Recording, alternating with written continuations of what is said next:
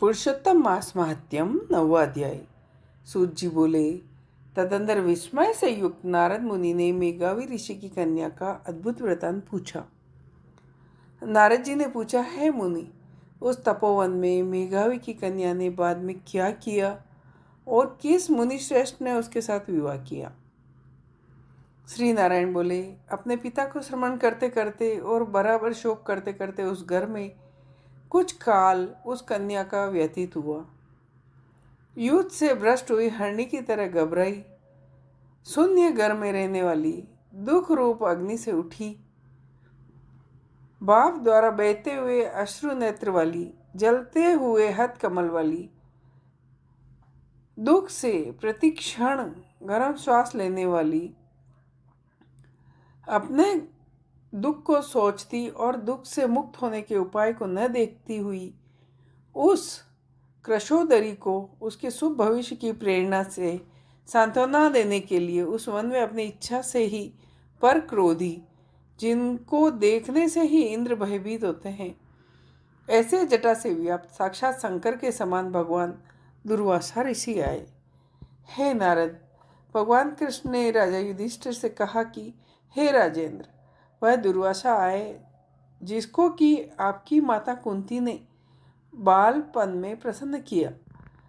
तब उन सुपूजित महिषी ने देवताओं को आकर्षण करने वाली विद्या उन्हें दी। और हे भूपाल, जिन्होंने सब देवताओं से नमस्कार किए जाने वाले मुझको भी रुक्मणी के साथ रथ में बेलों की जगह जोता।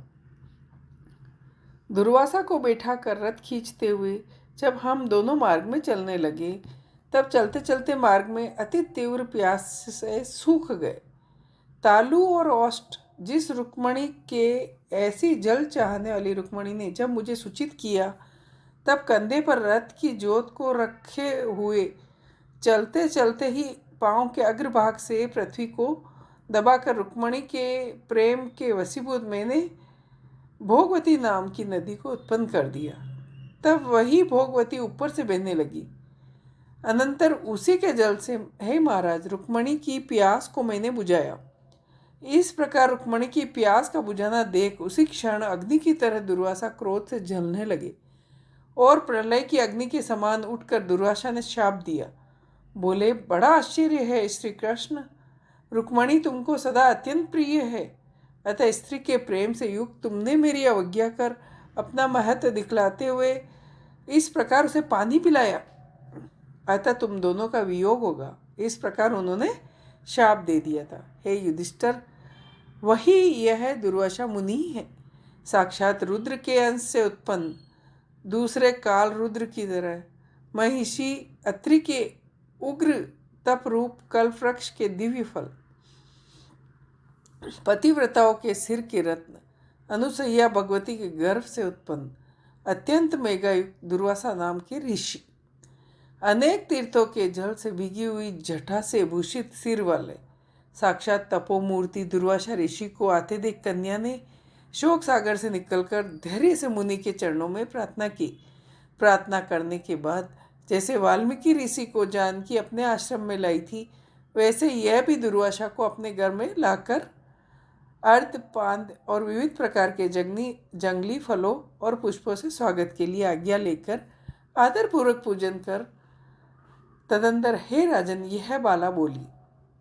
कन्या बोली, हे महाभाग, अत्रि कुल के सूर्य, आपको प्रणाम है।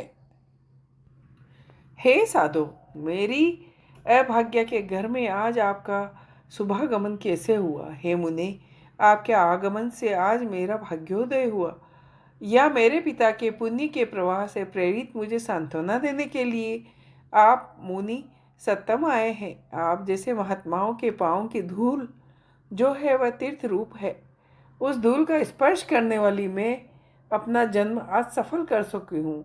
आज मेरा व्रत भी सफल है। आप जैसे पुण्यात्मा के जो मुझ दर्शन प्राप्त हुए हैं, अतः आज मेरा उत्पन्न होना और मेरा पुण्य सफल है। ऐसा कहकर वह कन्या दुर्वासा के सामने चुपचाप खड़ी हो गई। तब भगवान शंकर के अंश से उत्पन्न दुर्वासा मुनि मंद हास्य युक्त बोले। दुर्वासा बोले, हे दिसुते, तू बड़ी अच्छी है। तूने अपने पिता के कुल को तार दिया। यह मेघावी ऋषि के तप का फल है, जो उन्हें तेरे जैसी कन्या उत्पन्न हुई। तेरी धर्म में तत्परता जान कैलाश से मैं यहाँ आया और तेरे घर आकर तेरे द्वारा मेरा पूजन हुआ। हे वरारोहे, मैं शीघ्र ही बद्रिका आश्रम में मुनीश्वर सनातन नारायण देव के दर्शन के लिए जाऊंगा, जो प्राणियों के हित के लिए अत्यंत उग्र तप कर रहे हैं।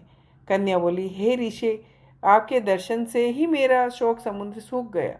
अब इसके बाद मेरा भविष्य उज्जवल है, क्योंकि आपने मुझे सांत्वना दी।